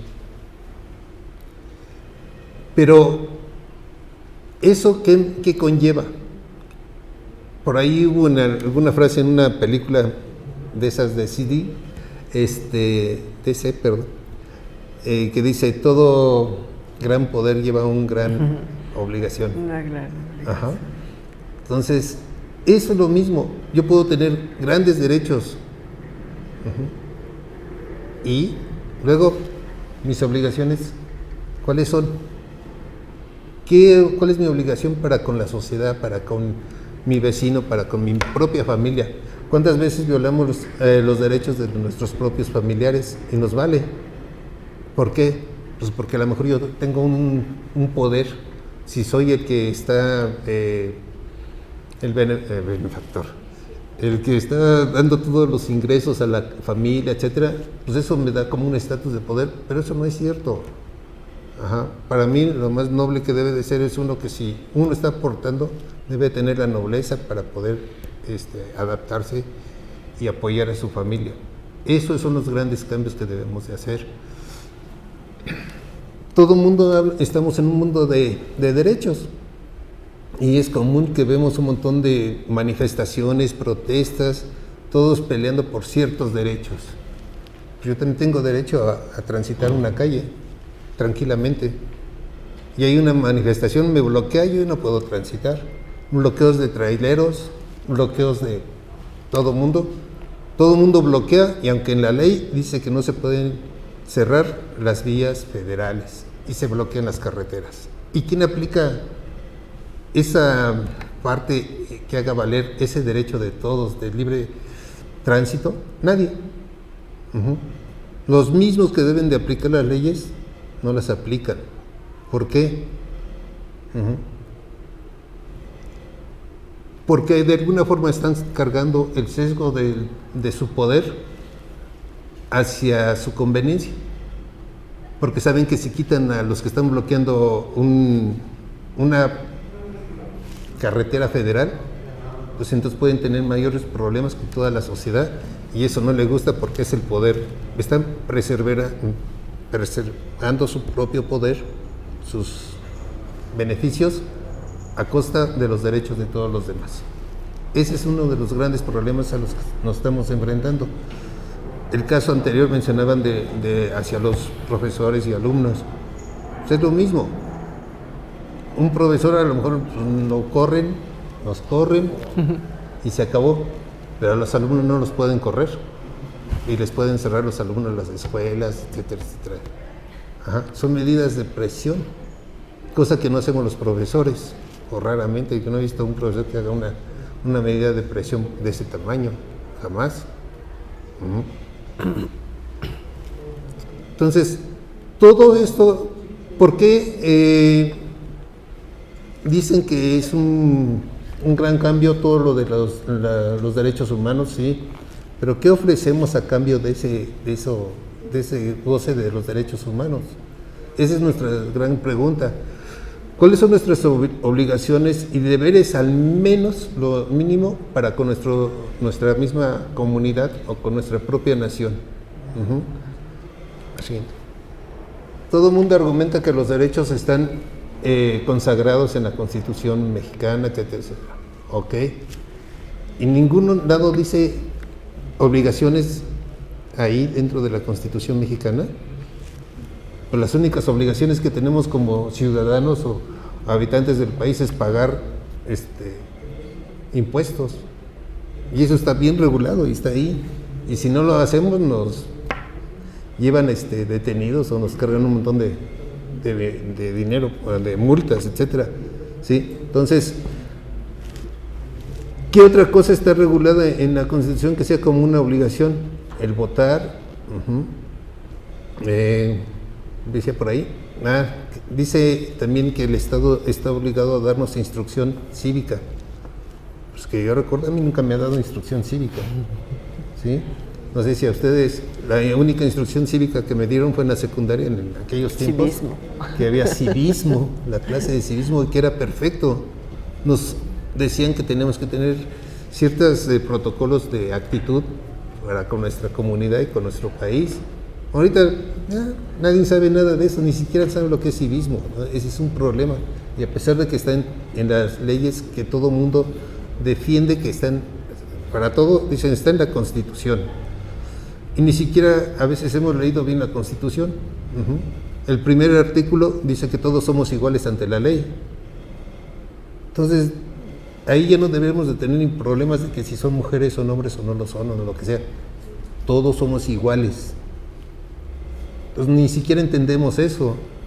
Alguna vez también, viendo qué tanta atención tenemos cuando leemos algo, algunos que son de alguna religión o la principal así, hablan, les preguntan y dicen, no, pues son 4 evangelistas o evangelios.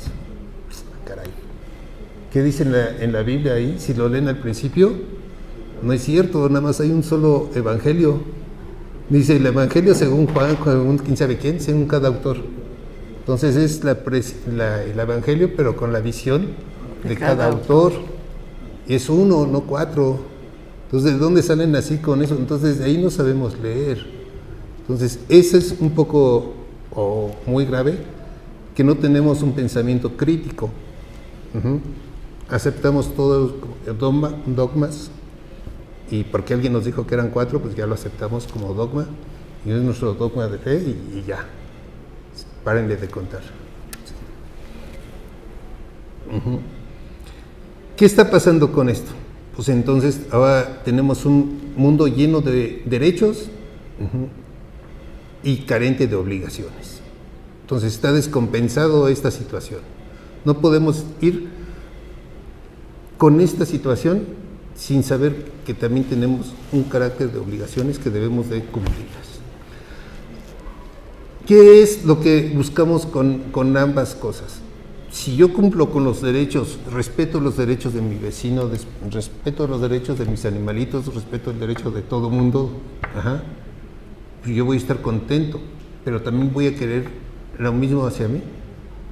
Entonces, para poder lograr, incluso ahorita estamos en esta época que se están dando apoyos, etcétera. El apoyo no nos lo da el gobierno, lo damos los mismos que estamos pagando impuestos. El gobierno no genera ese dinero, se toma de algo que estamos haciendo impuestos, que también sería una contradicción si nos vemos muy en la parte legal, ¿sí? Yo pago impuestos ¿para qué? Pues para que se cubran los servicios públicos, no para otro cierto tipo de cosas. Entonces, ahí vienen muchas condiciones que debemos estarnos preguntando. Las obligaciones siempre las podemos clasificar en dos. Una que es dar, que es entregar un bien o un dinero, y una obligación hacer, realizar una acción o un servicio. Esos son en los dos grupos en los que podemos dividir una obligación como tal. Nos queda un minuto. Sí. Gracias.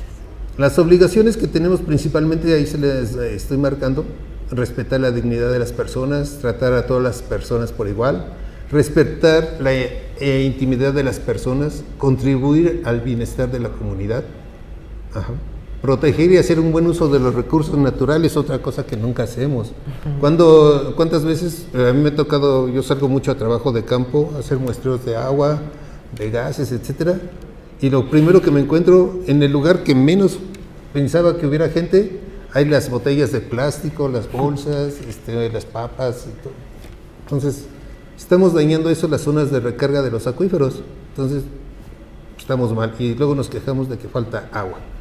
Entonces, todas esas series que les estoy indicando ahí, es algunas de las obligaciones que deberíamos de considerar, que debemos de hacer para tener un mejor desarrollo dentro de nuestra comunidad y para nosotros mismos. Siguiente. Como una de mis conclusiones es de que debemos poner en una balanza y equilibrar los derechos y las obligaciones.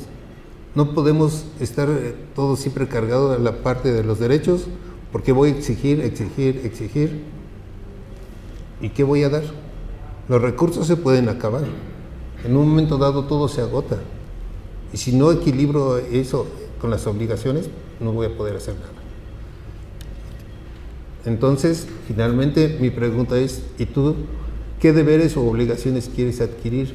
Si tienes pensamiento crítico, entonces vamos a tomar una posición en la cual nos comprometamos a tener obligaciones y que las podamos cumplir y que lo hagamos.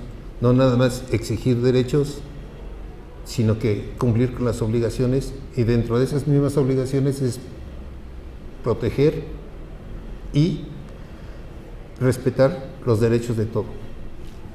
Es cuanto. Muchísimas gracias, doctor.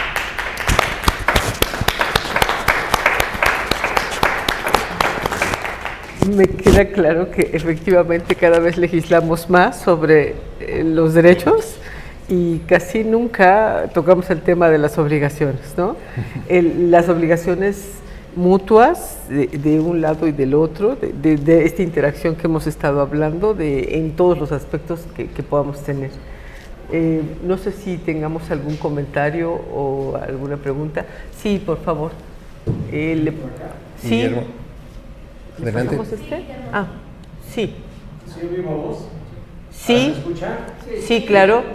Indudablemente, yo siento que es parte del ser y del deber ser, y todo lo que trae intrínseco al incorporarnos como entes, como individuos, a cualquier grupo organizado en sociedad, ¿no? Sobre todo las universidades, centros escolares, fábricas, cualquier estructura. Definitivamente es un paradigma muy viejo, ¿no? Se dice que México es un país rico. Yo digo, pues ¿rico en qué? Yo he conocido amigos que son alemanes, que son europeos, y dicen: mira, México es un país enorme, tiene muchos recursos, tiene mar, tiene montañas, tiene selvas, tiene todo. ¿Sabes cuál es el problema de los mexicanos? Le dicen, de México, el problema de esto es que lo habitan los mexicanos. ¿Y por qué? Porque no nos podemos acudir, vivimos atados a la tiranía de las ideas. Yo me siento con derecho a todo, pero no estoy obligado a nada, a mí que me den. Y si no me das, no hago nada. Está hasta el dicho mexicano: no doy pasos en guarache. Entonces, yo siento que de alguna manera podemos empezar nosotros a, como digo muy acertadamente el doctor Faustino, a tener el pensamiento crítico y a llamarle las cosas tal cual. Ahora dicen lo que es políticamente incorrecto o lo políticamente correcto. Sí, estamos viendo ahorita los problemas que hay ahorita con la crisis forense que hay a nivel nacional, que ya reventó, ya es a nivel mundial el escándalo, y seguimos diciendo, ahora dicen que son actividades crematicias. Perdón, hoy estoy viendo cantinas. Señores, aquí hay esto es terrible, y yo siento que por ahí debemos empezar todos, ¿no? Decía pensar en el Genghis Khan, de los viajes y de miles de kilómetros inicia dando el primer paso. Y de entrada aquí es reconocer que tenemos una situación crítica. ¿Qué es una situación crítica? Es algo que puede darle al traste a todo. Entonces, lo reconocemos y demos los primeros pasos. Yo siento que el simple hecho de que estemos ahorita reunidos aquí, tratando el tema con voluntad y escuchando, es más que suficiente para empezar a dar los primeros pasos. Es cuanto y perdón por avanzar el tiempo. Gracias. Muchas gracias, doctor. ¿Algún comentario, doctor? No. Creo que cierto es que ahorita mencionó Guillermo, pues para empezar un camino hay que dar el primer paso y creo que lo hemos dado, estamos dando, y yo creo que en esto sembramos al menos la duda, que es una parte súper importante que nunca debemos de perder, dudar siempre de lo que se nos esté diciendo. ¿Para qué esa duda? Pues porque eso nos va a llevar a una construcción mayor de todas nuestras cosas. Totalmente de acuerdo. Entonces, yo creo que esto es una gran ventaja, aunque seamos 5, 6, 7, lo que seamos, estamos tocando algo, estamos dando un pequeño paso para lograr algo más. Totalmente de acuerdo, doctor. Muchísimas gracias. De veras una intervención importante. Muchas gracias. Gracias, doctor. Hasta luego. Pues creo que ya estamos listos para la siguiente conferencia, que es utilizando estas tecnologías que nos ayudan mucho a llevar a mucho más personas y desde muchos otros lados. A todos los presentes de este auditorio, doctora Tania Larrauri, de la Universidad Autónoma Metropolitana. Me presento, soy el maestro Efraín Jaime Cervantes, de la Secretaría de Educación en el Estado de Michoacán.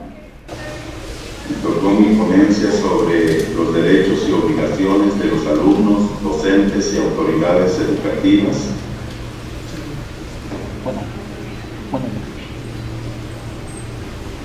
En los centros escolares.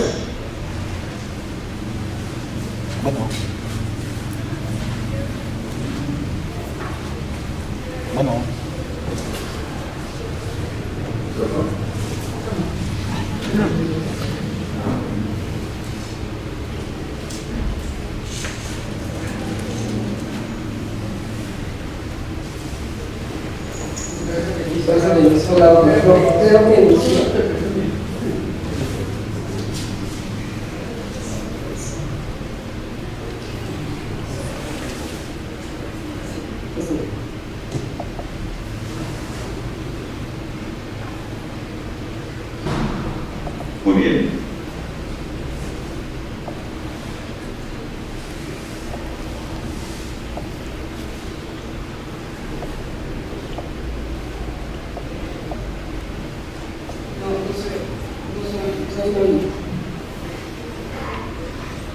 Desde su computadora, profesora.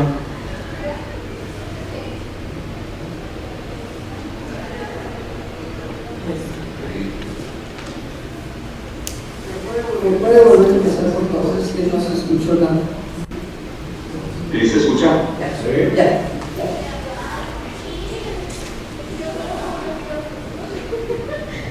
Muy bien. Buenos días a todos y todos los presentes de este auditorio. Doctora Tania Larrauri, de la Universidad Autónoma Metropolitana. Me presento, soy el maestro Efraín Jaime Cervantes, pertenezco a la Secretaría de Educación en Michoacán. Mi ponencia es sobre los derechos y obligaciones de los alumnos, docentes y autoridades educativas en los centros escolares. Hago un resumen y una remembranza precisamente del licenciado José Vasconcelos, quien entendió que no basta con declarar constitucionalmente la educación como gratuita, laica y obligatoria, sino que era necesario que el gobierno federal tomara parte de la regulación de las instituciones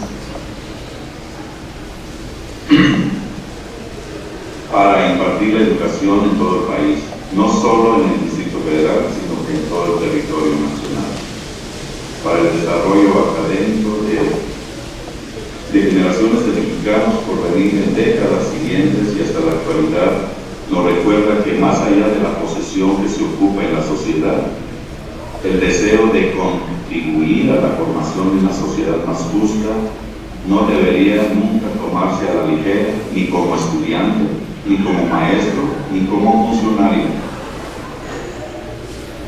Las palabras clave de la Constitución Política de los Estados Unidos mexicanos: estudiantes, docentes, autoridades educativas, universidades, educación, derechos y obligaciones. En el diagnóstico, los derechos y obligaciones universitarios de los estudiantes, docentes y autoridades educativas, haciendo una recopilación en la materia, así como tienen sus derechos, también tienen sus propias obligaciones, y eso se encuentra en los diversos instrumentos de las legislaciones universitarias, conformada por su propia ley orgánica, asimismo sus estatutos, reglamentos, lineamientos y acuerdos. La Convención, Introducción. En la introducción, los derechos y obligaciones están vigentes en la Convención adoptada por la UNESCO en el año de 1960 con el objetivo de luchar contra la segregación y la discriminación en el ámbito de la educación. Ha entrado en vigor en 1962, además existe un protocolo adicional el cual entró en vigor en 1968. También se encuentran plasmados estos derechos en el artículo 3 de la Constitución Política de los Estados Unidos Mexicanos, la Ley de Educación, la Ley General de Educación Superior, sus leyes y reglamentos internos.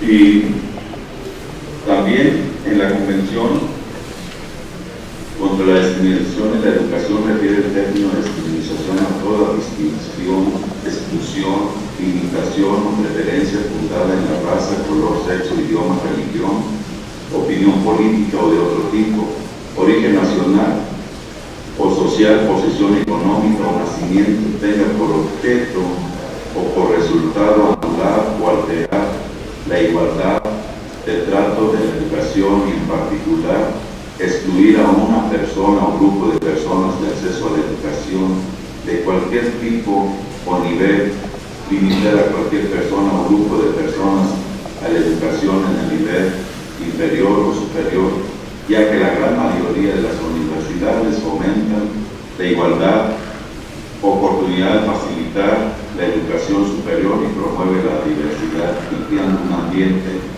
inclusivo que se valora, se respeta dentro de estos derechos y obligaciones de las comunidades universitarias. El objetivo primordial son los derechos y obligaciones de igualdad de género, el respeto, no a la discriminación, proscripción de la violencia y cultura de la legalidad. También las universidades son espacios donde se genera conocimiento a través de la investigación. En el desarrollo, los alumnos, las niñas, niños, adolescentes tienen derecho a una educación de calidad que contribuye al conocimiento de sus propios derechos y basada en un enfoque de derechos humanos y de igualdad sustantiva que garantice el respeto a su dignidad humana, el desarrollo armónico de sus potencialidades y personalidad y fortalezca el respeto a los derechos humanos y a las libertades fundamentales, en los términos del artículo 3 constitucional, la Ley General de Educación y demás disposiciones aplicables. También las universidades son que ponen a México a la vanguardia de distintos campos que se encuentran para formar profesionales altamente capacitados, preparados para el mercado laboral.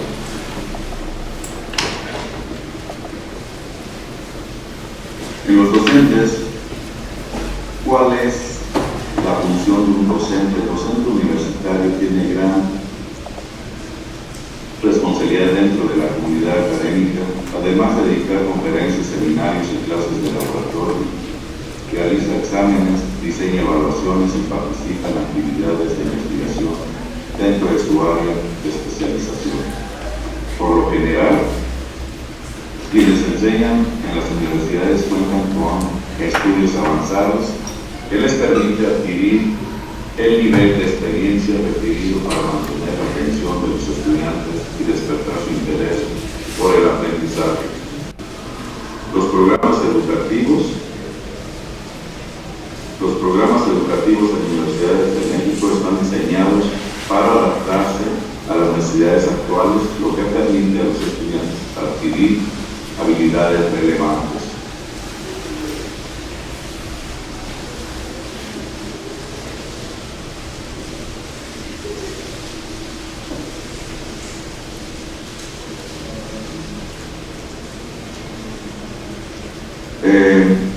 Las autoridades educativas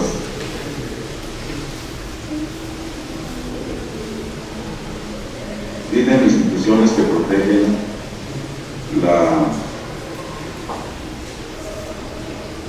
la NUES, la Ceneval, la CE, el PIMIS, Coneval, INE, COPAES, OCDE, UNESCO, CEP. El sistema educativo mexicano se divide en diferentes niveles de educación, que es el preescolar, educación primaria, educación superior, educación media superior y educación superior. Cada nivel tiene sus propios objetivos y características y es necesario complementar cada uno para acceder a la siguiente duración y el contenido de cada nivel, y están regulados por la Secretaría de Educación Pública. También en los docentes por lo que siempre los docentes universitarios que van desde la planificación y ejecución de las clases hasta la evaluación y seguimiento del proceso de aprendizaje de sus estudiantes. En este artículo profundizaremos en cuáles son las obligaciones que todo docente debe cumplir para garantizar una educación de calidad. El derecho a la libertad de cátedra, el derecho a la dignidad y respeto a sus estudiantes y colegas, el derecho a una remuneración justa y condiciones laborales adecuadas, el derecho a la formación y actualización continua.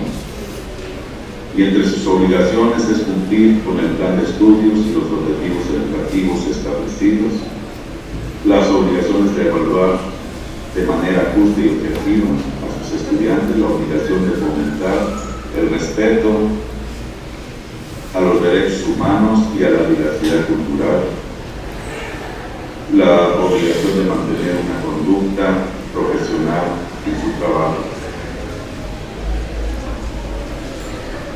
También el docente de la educación superior tiene la responsabilidad de mantener al tanto los avances de su disciplina, participando en conferencias, congresos, talleres que amplíen su perspectiva.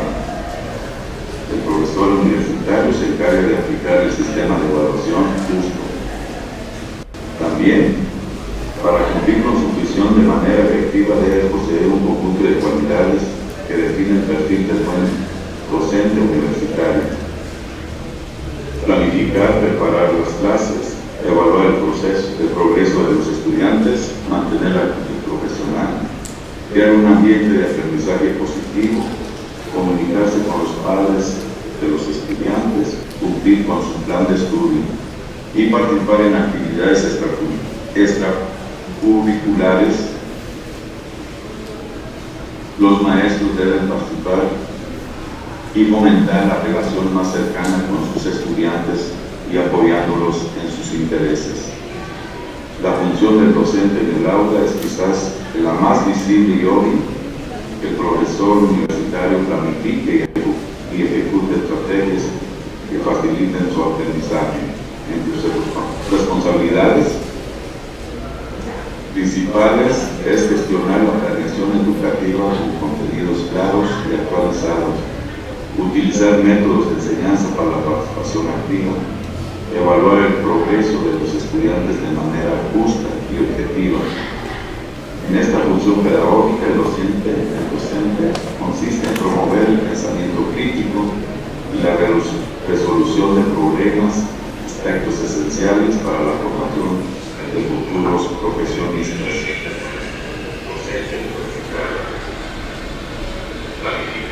También las autoridades educativas tomarán medidas tendientes a establecer condiciones que permitan el ejercicio pleno al derecho a la educación de cada individuo con mayor equidad educativa, así como el logro de la efectividad e igualdad en oportunidades de acceso y permanencia en los servicios educativos.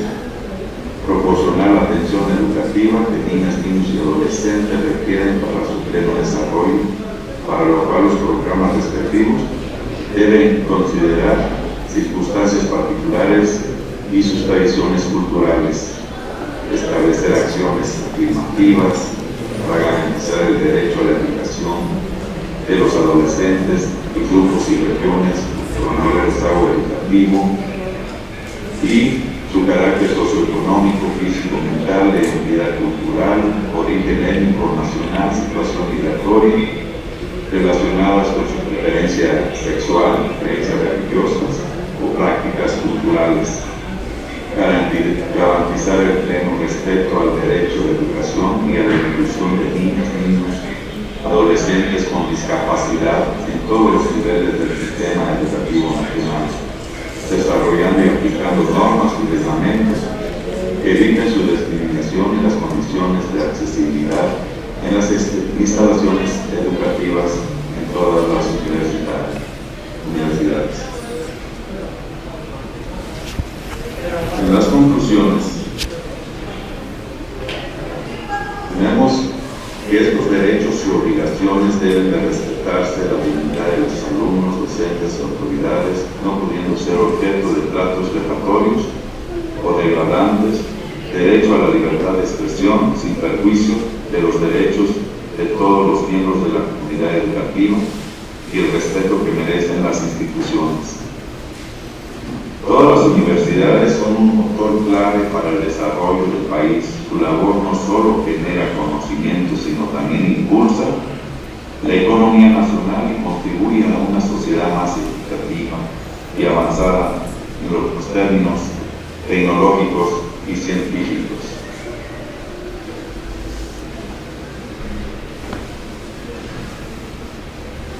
En las recomendaciones, en las comunidades universitarias, así como autoridades educativas, directivos, docentes y alumnados, deben mantener una relación de sentido de pertenencia, haciendo el uso de los valores universales y al mismo tiempo existen sus derechos fundamentales. No hay que olvidar que también tenemos muchas obligaciones dentro y fuera del entorno universitario. Las instituciones universitarias también son centros de investigación que impulsan el avance científico en México, generando nuevos conocimientos y soluciones innovadoras que tienen repercusiones globales. Pues muchas gracias, eso es cuanto. Muchísimas gracias, doctor. Agradecemos mucho tu ponencia y efectivamente creo que hay mucho que hacer todavía en nuestras instituciones y en todas las instituciones de docencia. Muchas gracias por este extraordinario apoyo que nos da usted desde la ciudad de Morelia. También quiero agradecer a los 752 visualizaciones que tenemos, o sea, toda la gente que nos está viendo en línea. Posiblemente veamos que aquí en el auditorio físicamente habemos pocos, pero estamos transmitiendo y estamos llegando a más de 700 gentes. Muchas gracias a todos los que nos están viendo en línea. Gracias, doctor, muy amable. Ah, ya se fue. De todas maneras, bueno, damos ahorita un receso pequeño de unos 10 minutos. Les invitamos al café aquí afuera, lo cual es un agradecimiento muy profundo al doctor Bonilla, porque en esta institución ya no hay café. Muchas gracias. Damos un descanso de 10 minutos para continuar. Muchas gracias.